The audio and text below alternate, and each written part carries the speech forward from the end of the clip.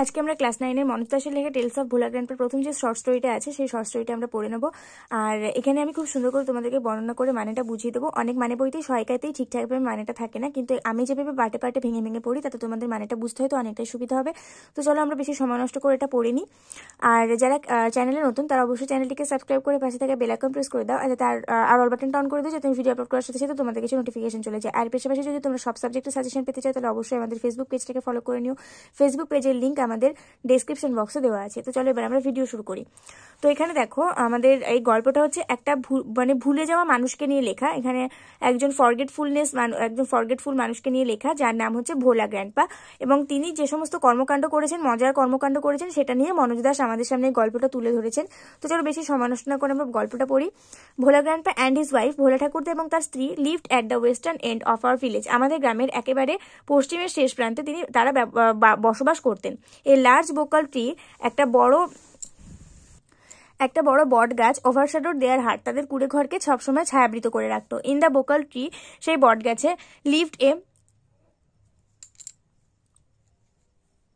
এটা আমাদের বট গাছ হবে না, এটা আমাদের বকুল গাছ হবে। আমি তোমাদেরকে তখন থেকে বট গাছ বলে যাচ্ছি। বোকাল ট্রি মানে হচ্ছে বকুল গাছ। তো ইন দ্য বোকাল ট্রি, সেই বকুল গাছে lived a small troop of monkeys, বাদরের একটা ছোটখাটো দল সেখানে বসবাস করতো। But Bhola grandpa and his wife did not mind it, কিন্তু ভোলা ঠাকুরদা এবং তার স্ত্রী এটাতে কিছুই মনে করতেন না। ওয়ান মুনলিট নাইট, একটি চন্দ্রালোকিত রাতে, we were returning from a festival, আমরা সবাই একটা উৎসব থেকে ফিরছিলাম। এখানে আমরা বলতে গল্পে বক্তার কথা বলা হয়েছে। সাধারণত এখানে মনোজ দাস নিজে এই গল্পটা বর্ণনা করেছেন, তাই ওনাকে এখানে ধরতে হবে। The road was long and foggy, রাস্তাটা ছিল লম্বা এবং কুয়াশাচ্ছন্ন। I was riding on the village chowkidar shoulders, আমি ছিলাম গ্রামের চৌকিদারের কাঁধে চেপে।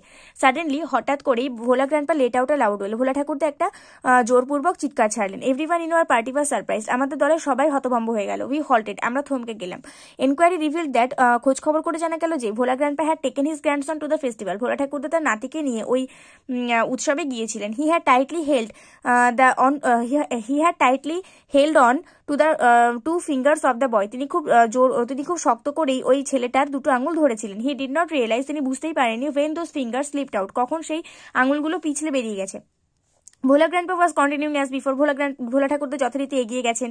দেন সামওয়ান আস্কড ভোলা গ্র্যান্ডপা, তখন কেউ একজন ভোলা ঠাকুরদাকে জিজ্ঞাসা করেছে যে হোয়াট হি ওয়াজ গ্রিপিং, সে কি ধরে আছে। হি রিমেম্বার্ড হিজ গ্র্যান্ডসন, তখন তার নাতির কথা মনে পড়েছে। And let out a loud wail, এবং তখন তিনি চিৎকার করেছেন। My father choose to sharp eyed men from our party to go back with Bhola grandpa to the festival, আমার বাবা আমাদের দলের মধ্যে থেকে দুজন তীক্ষ্ণ দৃষ্টিসম্পন্ন মানুষকে খুঁজে দিলেন এবং ভোলা ঠাকুরদার সাথে আবার ওই উৎসবে ফেরত পাঠালেন। The grandson was found before long, বেশ কিছুক্ষণ সময় পরে নাতিটাকে খুঁজে পাওয়া গেল। He had taken a cosy shelter under A cows বেলি, সে একটা গরুর পেটের নিচে নিজের একটা নিরাপদ আশ্রয় খুঁজে নিয়েছিল।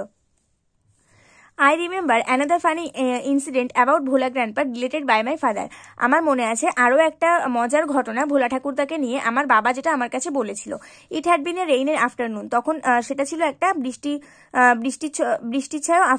বৃষ্টিবহুল বিকেল, মানে তখন বৃষ্টি হচ্ছিল আর কি সেই বিকেলটাতে। ভোলা গ্র্যান্ডপা, ভোলা ঠাকুরদা ওয়াইল্ড উইথ এক্সাইটমেন্ট, একদম বন্য উত্তেজনার সাথে, told my father and his friends, আমার বাবা এবং তার বন্ধুদেরকে বললেন যে he had seen a gang of pirates, তিনি একদল জলদস্যুদেরকে দেখেছেন। They were burying a large box under one of the sand dunes, তারা একটা বড় সড়ো বাক্সকে বালিয়াড়ির নিচে লুকিয়ে রাখছিল অন দ্য সিশোর, সমুদ্র তীরে, বাই আওয়ার ভিলেজ, আমাদের গ্রামের যে সমুদ্র তীর আছে সেইখানে।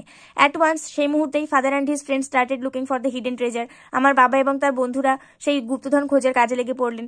Evening passed on to night, সন্ধ্যা পেরিয়ে রাত হয়ে গেল। Midnight came in through moonlight came in through the clouds, মেঘ সরিয়ে চাঁদের আলো এসে পড়লো। A pack of jackals were howling, শেয়ালের একদল চিৎকার করতে লাগলো। ইট ওয়াজ পাস্ট মিডনাইট, মধ্যরাত্রিও পেরিয়ে গেল। At this point of time, ঠিক সেই সময়ে ভোলা গ্র্যান্ডপা কনফেসড দ্যাট, ভোলা ঠাকুরদা স্বীকার করলো যে দেয়ার ওয়াজ নো রিয়েল ট্রেজার, সেখানে সত্যি সত্যি কোনো গুপ্তধন ছিল না। ইট ওয়াজ অল এ ড্রিম, সেটা সবটাই একটা স্বপ্ন ছিল। Which he had during his midday nap, যেটা তিনি দুপুরবেলাতে ঘুমিয়ে ঘুমিয়ে দেখেছেন। Once Bhola grandpa had a great adventure in the Sundarbans, একবার ভোলা ঠাকুরদার সুন্দরবনে একটা মহান অভিজ্ঞতা হয়েছিল। ইন দোজ ডেজ, সেই দিনগুলোতে royal Bengal tigers freely roam the dense jungles of the Sundarbans, সুন্দরবনের ঘন জঙ্গলে রয়্যাল বেঙ্গল টাইগাররা স্বাধীনভাবে ঘুরে বেড়াতে পারত। People took care to move about only in groups, particularly after sundown, মানুষ সাধারণত দল বেঁধে ঘুরে বেড়াতো, বিশেষ করে সূর্যাস্তের পর দল বেঁধেই ঘুরে বেড়াতো বাঘের ভয়ে আর কি।